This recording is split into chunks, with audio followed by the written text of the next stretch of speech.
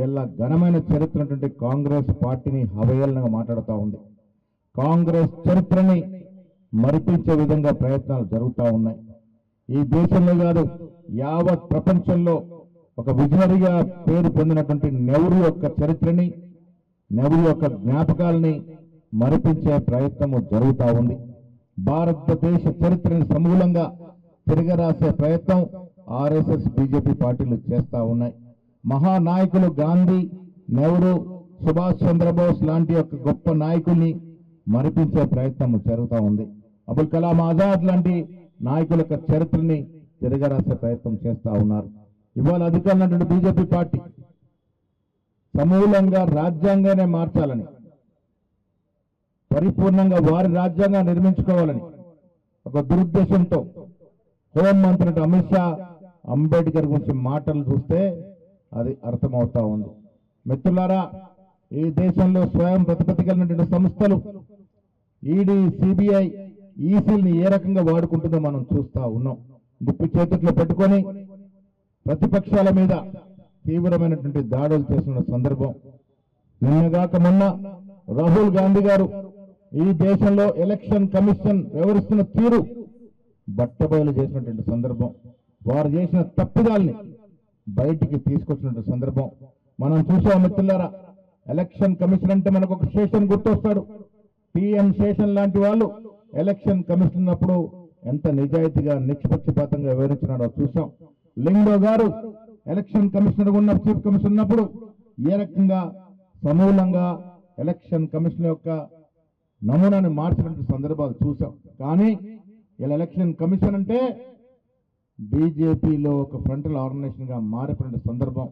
వాళ్ళు మహారాష్ట్రలో చేసిన తప్పిదాలు, ఇలా సర్ పేరిట బీహార్లో చేసిన తప్పిదాలని ప్రతిపక్ష నాయకుడు, యువకుడు మన రాహుల్ గాంధీ గారు సాక్ష్యాలతో బయట పెడితే దాని గురించి మాట్లాడే పరిస్థితి లేదు. మిత్రులారా, ఈ దేశాన్ని సమూలంగా వారు గుప్పిట్లో పెట్టుకొని దేశ సౌభాగ్యం గురించి మాట్లాడితే దేశ ద్రోహులుగా ముద్ర వేస్తూ నానా ఇబ్బందిని గురి చేస్తా ఉన్నారు. అధికారమే పరమావధానం, దానికోసం మేము ఏమైనా చేస్తాం, ఎంత దూరమైనా పోతామన్నటువంటి వ్యవహార ధోరణి ఈ దేశానికి మంచిది కాదు మిత్రులనే మాట ఈ సందర్భంగా మనవి చేస్తా ఉన్నాం. మాన్యశ్రీ ఖర్గే గారు అపారమైన రాజకీయ నాయకుడు, ఇవాళ ఏఐసిసి అధ్యక్షుడిగా ప్రతిపక్ష నాయకుడిగా ఉన్నారు. వారు ఎన్ని విషయాలు ప్రస్తావించినా వాటిని పట్టించుకోకుండా వారి యొక్క ప్రభుత్వాన్ని కాపాడుకునే ప్రయత్నంలో ఎంత దూరమైనా పోయేటానికి దిగజారుతున్నటువంటి బీజేపీ ఫాస్ట్ ప్రభుత్వం ఇలా మనం క్విట్ ఇండియా పలకాల్సిందిగా నేను విజ్ఞప్తి చేస్తా ఉన్నాను.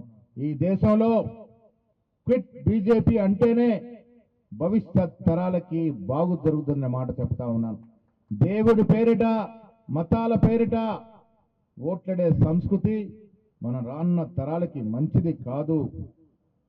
మనం యూరోపియన్ దేశాలు చూసుకున్నా, పశ్చిమ దేశాలు చూసుకున్నా కులాల పేరిట, మతాల పేరిట రాజకీయాలు చేయరు కాబట్టే ముందుకు దూసుకుపోతున్నటువంటి తరుణం.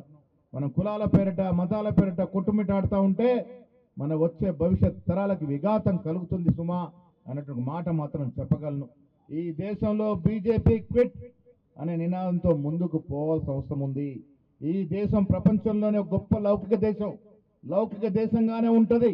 ఎన్ని కళ్ళబోలి మాటలు చెప్పినా ఖర్గే, రాహుల్ గాంధీ నేతృత్వంలో ఈ దేశాన్ని అఖండంగా ఉంచేందుకు, ఈ దేశాన్ని ఒక గొప్ప లౌకిక దేశంగా ఉంచేందుకు కాంగ్రెస్ పార్టీ తీవ్రంగా ప్రయత్నం చేస్తా ఉంది. రాష్ట్రంలో కూడా అవినీతి తిమింగలానేటువంటి BRS party quit BRS party అనాల్సిన అవసరం ఉన్నది.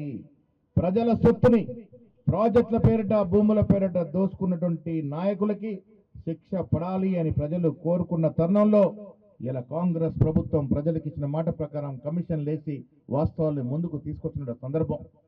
మిత్రులారా, కాంగ్రెస్ పార్టీ అందరి పార్టీ, కాంగ్రెస్ పార్టీ అన్ని ప్రాంతాల పార్టీ, కాంగ్రెస్ పార్టీ అన్ని కులాలు మతాల పార్టీ.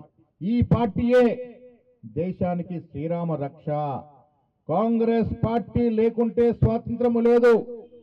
ఇలా గొంత గొప్పలు చెప్పుకునే బీజేపీ నాయకులు దేశ స్వాతంత్రంలో ఇగో మా ఫలానా నాయకుడు పాల్గొనడని చెప్పే స్థితిలో లేరు.